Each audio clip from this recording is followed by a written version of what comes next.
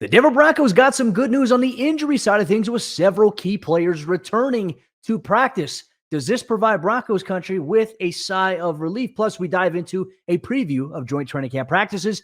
You're going to get that and much more on today's brand new episode, Locked on Broncos. You are Locked on Broncos, your daily Denver Broncos podcast. Part of the Locked on Podcast Network. Your team every day. What's up, Broncos Country? Welcome into a brand new episode, Locked on Broncos, your daily Denver Broncos podcast. Part of the Locked on Podcast Network, your team every day. Thank you so much to everybody in Broncos Country for tuning in, making us your first listen of the day every single day. For all you everydayers out there, make sure you subscribe or follow for free on YouTube or wherever you get your podcast for free so you never miss out on a day's worth of Broncos news, content, coverage, analysis, and more every single day, all year long. I'm your host, as always, Cody Roark, Broncos reporter from Mile High Sports, joined alongside, as always, by my friend, my co-host, Sayre Bedinger, site expert, predominantlyorange.com. Today's episode is brought to you by LinkedIn Jobs. They help you find the qualified candidates that you want to talk to faster. Post your job for free at linkedin.com/LockedOnNFL. That's linkedin.com/LockedOnNFL to post your job for free.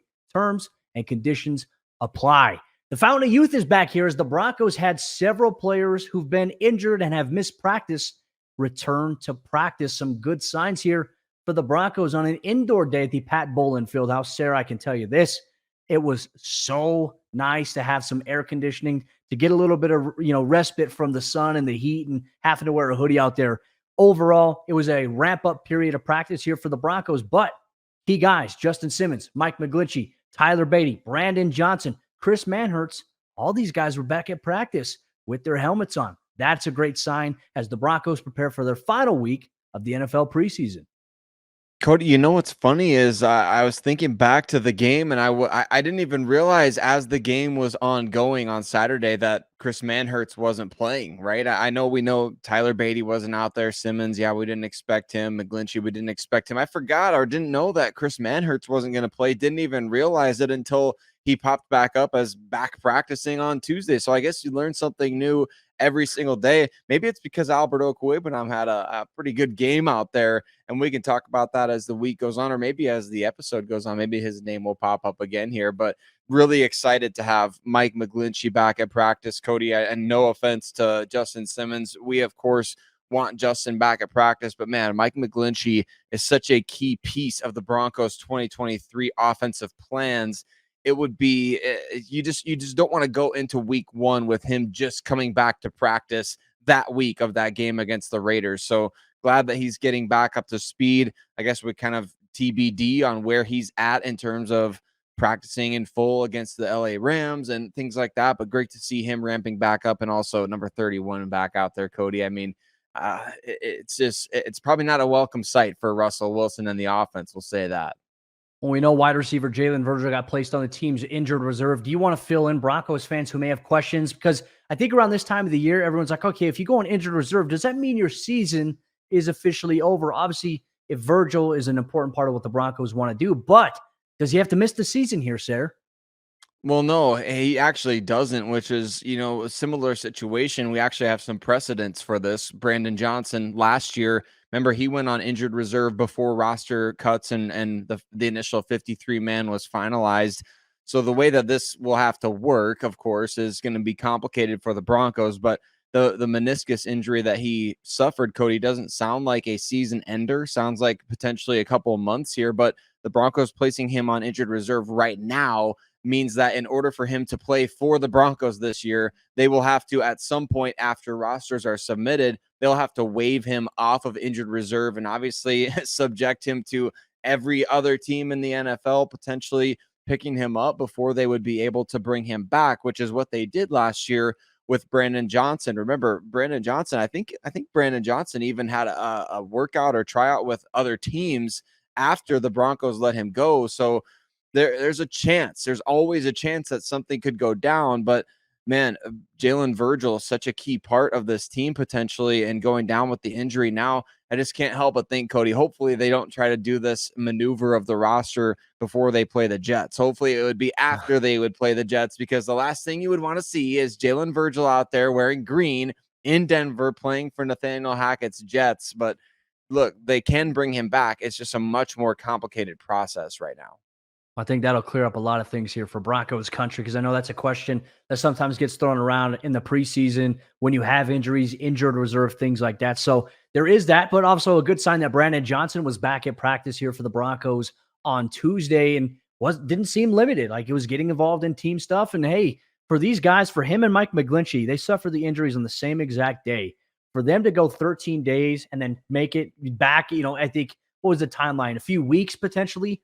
It's a sign of the right direction. But ultimately, I think with guys like Mike McGlinchey in particular, it's, hey, how do you manage here? Are you going to be a full participant, as you alluded to here, in joint practices beginning on Wednesday with the LA Rams? No Aaron Donald in that situation, but it's work against another guy. And there's going to be competitive periods, as Sean Payton alluded to, between these two teams here, beginning on Wednesday at the Centura Health Training Center. From what I've also been told, the closed practice media reporting policy is still going to be in place here. I guess the Rams are only going to have a couple reporters come in, and so it's easy to kind of manage and say, hey, these are the rules. So you won't find out anything as it's going on. You'll find out Broncos country more than likely after practice happens, and also you can get that daily dose here on the Locked On Broncos podcast. But I think now with Brandon Johnson and Mike McGlinchey making way, I came away very impressed with Cam Fleming. I know we'll talk a little bit deeper about the offensive line in our upcoming segment here, but Mike McGlinchey's return is good news.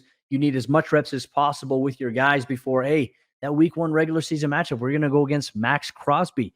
I don't think that they're going to put Crosby on McGlinchey aside, though. I think they're going to put him on Bull's side. So we'll see how that works. But you still have to deal with Tyree Wilson. You still have to deal with Chandler Jones.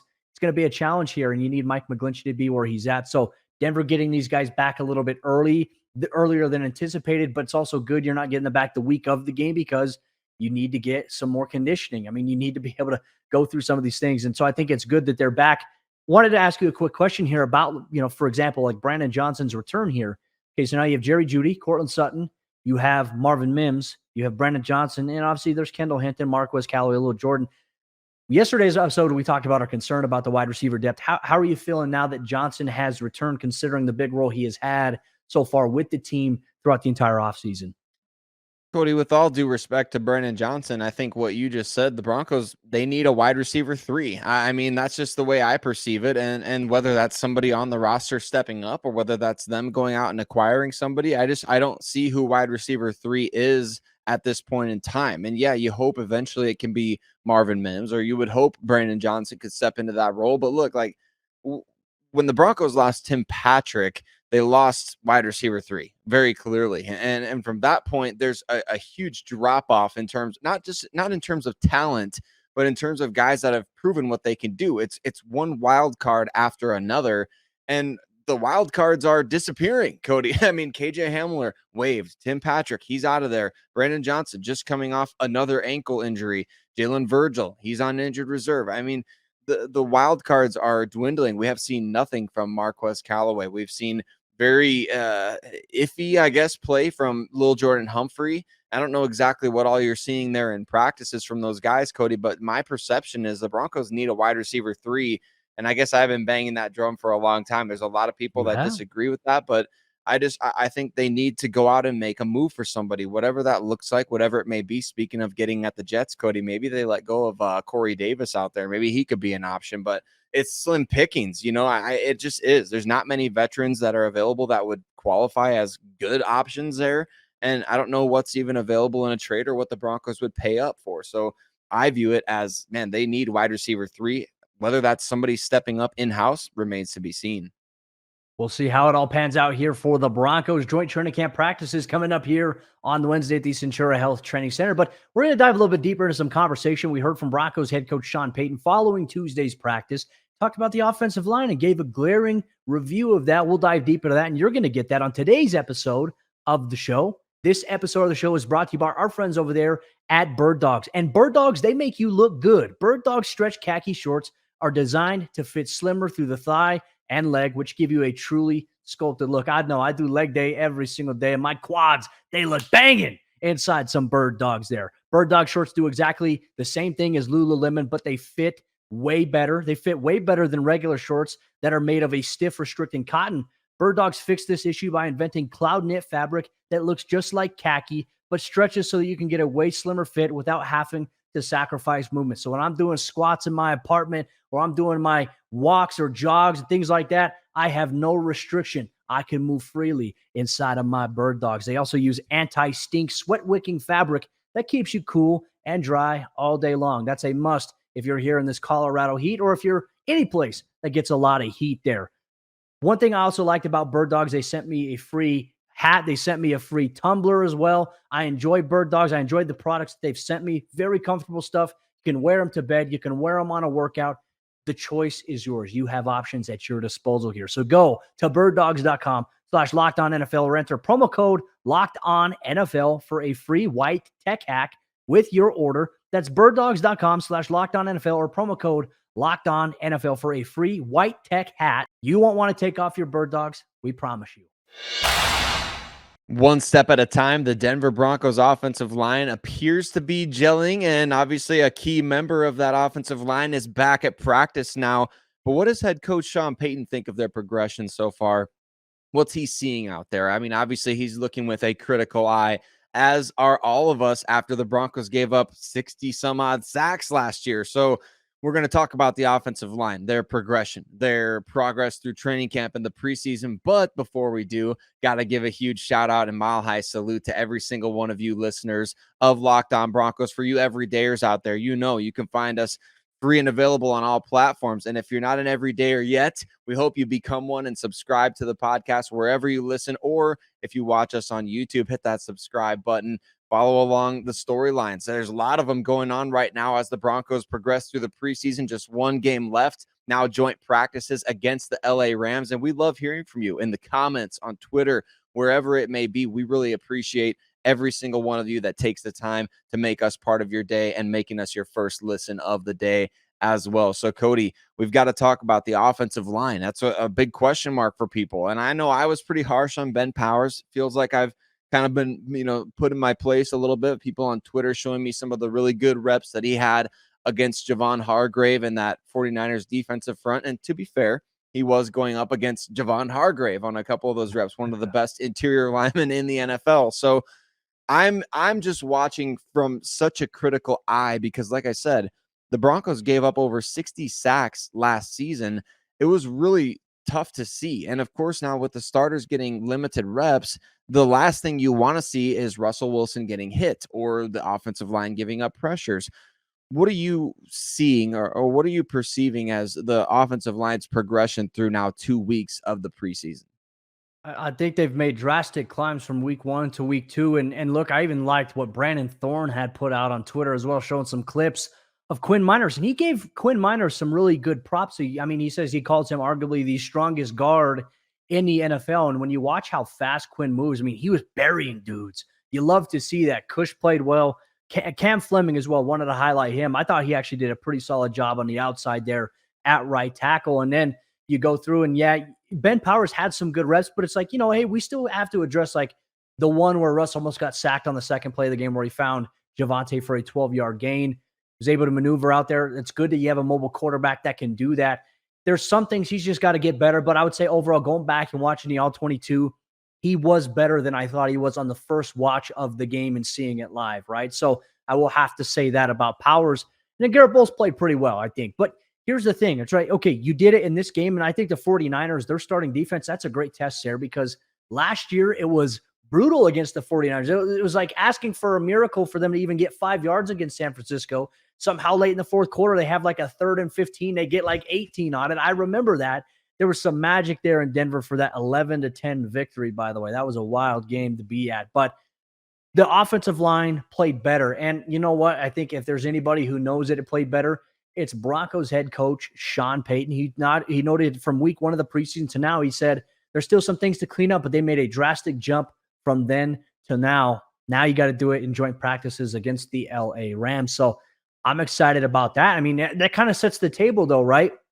When we talk about the offensive line, we want to see them perform well against the LA Rams, the defense. We know Aaron Donald's not going to be there, but they still have some young talent. They're still going to be competitive here in practice. They're going to be competitive more than likely this season as long as Matthew Stafford stays healthy, Cooper Kupp stays healthy. But for me, I also think that joint training camp practices are imperative for getting more evaluation, right? And I had a chance to ask Broncos head coach Sean Payton a question after practice about, do you pull anything back? Do you pull the curtain back a little bit when you're having a joint practice so that you don't give anything away? And this is exactly what he had to say. There aren't many secrets in our league. It's how you want to play somebody when it comes to the real games. You know, your video, there's so much video on each team. It's really about the fundamentals of practice and getting additional film and evaluation on a number of players that maybe are still right on the bubble. And I think that these 2 days give us, gives two really good additional looks at guys that might be in that position, and also for guys that are, frontline guys, for them to, may not be playing as much in the game at all, but they'll get a lot of work this week, in the next 2 practices. I think that's important. Well, Cody, you want to see that exactly what he talked about, evaluating guys that are on the bubble, right? You want to be able to watch what are these guys able to bring to the table in terms of, what did he say, 7, 8, 9 on the depth chart, if you keep 9, right? Specifically speaking to the offensive line. And I like that he mentioned that, because look, we've talked about it on the show. Historically speaking, Sean Payton's teams keep around 8 offensive linemen. It's a couple years here and there where he kept 9 or sometimes 10 guys, but for the most part, I'd say, I guess out of 15 years, maybe 12 or 13 of them, he kept 8. And so that's what we're kind of looking at right now. And where do the Broncos go in terms of guys like Alex Palczewski? We've seen him rise up the depth chart here in the first couple preseason games. What about Isaiah Prince, who started week 1 of the preseason at right tackle, then came out with the second team as the left tackle against the 49ers? He's another one of those guys. Who else is on the bubble here? Kyle Fuller, Luke Wattenberg, guys like that. And maybe Alex Forsythe, the 7th round rookie. Cody, what's your thought here on what Sean's talking about with these 7, 8, 9 guys on the offensive line? Do you see it being a situation where it's the tackles competing for a couple spots here? Is the interior a little too crowded? Which position group do you think the Broncos are going to lean a little more heavily towards for offensive line depth? I feel like it has to be the guys that can swing, either guard center or guard tackle. I think it's a combination of that. And if there's players on the roster that could do tackle, guard, center, then I think it gives them a little bit of a clear-cut advantage. But they also have guys that they can put on the practice squad that'll more than likely clear waivers. So it does give them more of an opportunity. If there's an injury, okay, call a guy up, bring him up, or designate, and we're going to protect this guy for 2 weeks. There's things that they can do there. But I also like that Peyton even mentioned a little bit something along the lines of, it's not necessarily about numbers in a sense, right? I mean, obviously, I think on the offensive line, numbers are important, but I think when it comes to like other positions, like receiver, he's like, we don't really get into whether we're going to keep 6 or we're going to keep 7 guys, because it depends on how everything shakes out. Like you have to have quality players. Like that's one thing you mentioned. You can't just have 7 guys there. There needs to be a reason for them to be on the roster in terms of, hey, what type of quality does this guy bring to our roster? So I wonder how that evaluation maybe changes some things inside when we talk about the Broncos offensive line. But as you mentioned, I think it's easier to know, like, hey, you absolutely have to keep more than just your 5 offensive linemen. You have to have guys that can back them up. And how deep do you go in this situation? If Denver believes they have some guys that can be very, very impact contributors for them, then yeah, maybe they keep 9. But I see them keeping 8. I think you're maybe in the same boat as me on that, if I'm not mistaken. Yeah, I think so, Cody. And to your point about what he was saying there, just that there's baseline thresholds for certain positions, like he said, of, well, at wide receiver, he didn't specifically say this, but he alluded to, like, at wide receiver, you're probably going to keep at least 5 guys, right? But what he's talking about there is, like, you don't just say, oh, we're going to keep 6 or 7 guys because that's what you do. No, you have to have, like you said, quality, which a lot of the comments that Sean Payton has been making over the course of training camp, over the course of the offseason, I'm alluding to the comments that he's made about, the kicker competition, being that, well, it could just be somebody who's not even currently on the roster. I think that that logic can apply to every position group right now, especially position groups like offensive line, wide receiver, defensive line. We're maybe even running back a little bit. I don't know. I guess we'll kind of wait and see there, but there's certain position groups on this team right now where I could see the Broncos looking at other rosters and being like, okay, well, we are only going to keep 4 or 5 wide receivers initially on the 53, but that number could go up to 6 the next day, depending on what we see on the waiver wire, or guys that get cut, or maybe we make a trade. So there's no need to say right now, yeah, we got to have 6 receivers on the team. It may not be 6 receivers currently on the 90-man roster that end up making the team. It may not be 9 offensive linemen on the roster that end up making the team. So we'll see what happens there. But I do think that we just need to keep an open mind I think there's going to be quite a bit of roster shuffling here in the next couple weeks. Just as long as they don't trade for a kicker, Sayre, I am on the same boat as that. Don't give up capital for a kicker, folks. I know there was an idea that was floated out there that, people want a kicker. People also want Jonathan Taylor. But they also say, what about the draft picks? So we'll figure out where everything lines in terms of the balance there. Broncos Country, our conversation on today's episode of Locked On Broncos is going to continue as we talk about maybe some expectations here for Wednesday's joint practice and what the offensive line said, in particular, Quinn Miners, about skirmishes. We're going to share our thought. Should skirmishes happen during training camp? And on top of that, there is competition at outside linebacker. We can't wait to dive deeper into that on today's episode, Locked On Broncos. This episode of the show is brought to you by our friends over there, LinkedIn Jobs. And these days, every new potential hire can feel like a high-stakes wager for your small business. You want to be 100% certain that you have access to the best qualified candidates available. That's why you have to check out LinkedIn Jobs.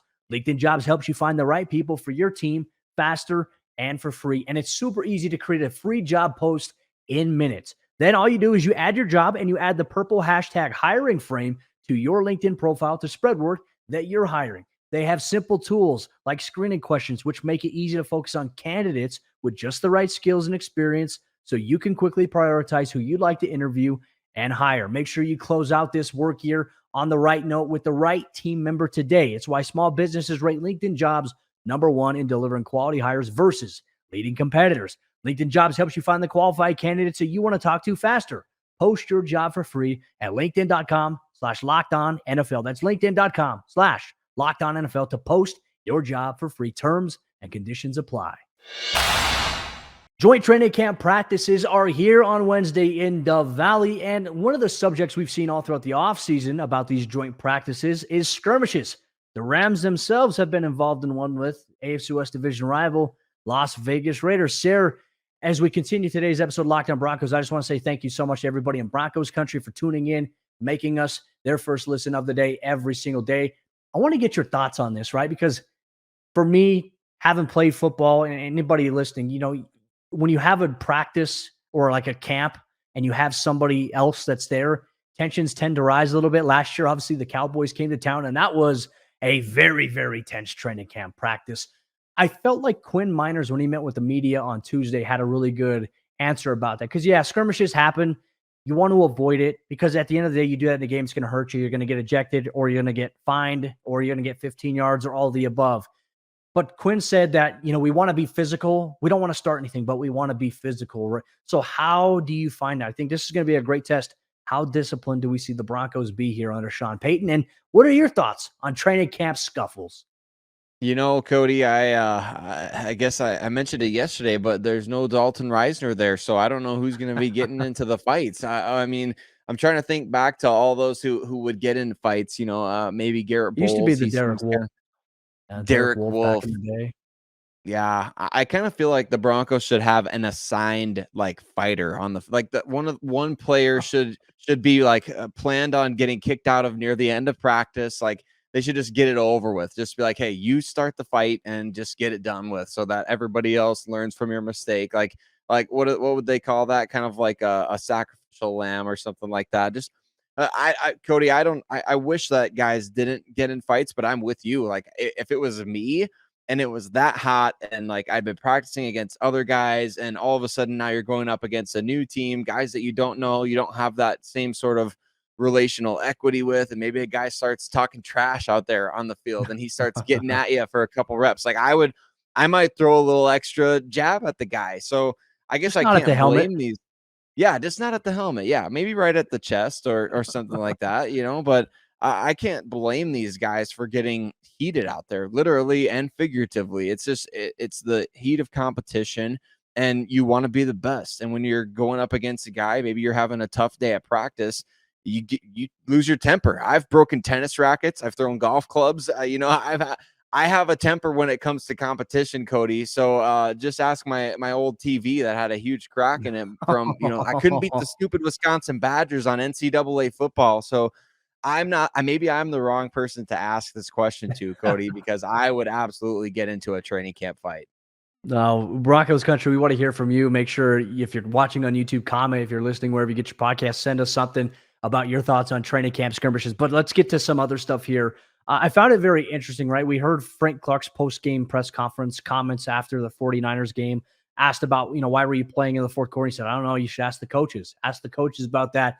But we look at the outside linebacker position. Yesterday's show, ironically, I don't know if Sean Payton listened, but, we had said something along the lines like, hey, Jonathan Cooper should be the starter.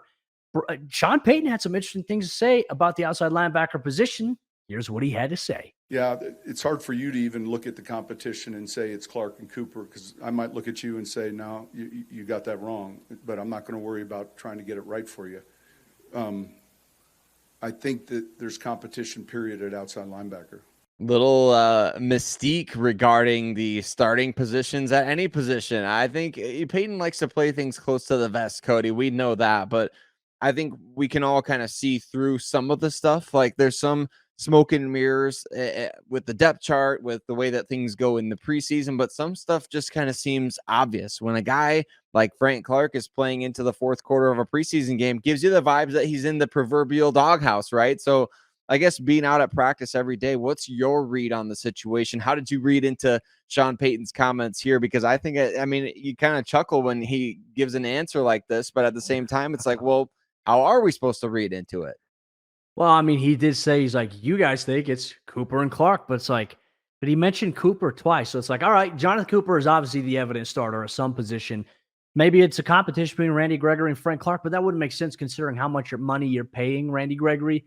To me, it's Randy and it's Jonathan Cooper. And I think that's not a bad thing, as we talked about yesterday. Nick Bonito is a good option there for them coming off the bench. Baron Browning, when he returns, to Frank Clark, a veteran guy who's done it, isn't a bad option to come off the bench in certain situations. And I think Denver right there is in a good spot, but he did say the outside, there is competition at outside linebacker. I can't wait to see it all play out. Does that mean maybe we'll see a little bit of Randy Gregory, Frank Clark here in this preseason game? Will we see Jonathan Cooper? Sean Payton did say that he's going to hold out some guys. You may see some guys here play a few snaps, but ultimately it won't be more than a series if they're like key guys, frontline guys, as he would tend to call them. But a lot of interesting things to be had here. And obviously the Broncos will have their first joint practice with the LA Rams on Wednesday at the Centura Health Training Center. You can check out all my written recap stuff over there, milehighsports.com. You can check out Sayre's written stuff, predominantlyorange.com. We'll also break down all the action here on Locked On Broncos, so you never miss out on what's going on with the team that you love to follow. I'm there at practice every day, so I share what I see and I share what I can, what I'm allowed to report on. But Broncos Country, thank you so much for rocking with us here for yet another episode of the show. Sayre and myself will be back tomorrow to recap day one of Denver Broncos joint practices with the LA Rams.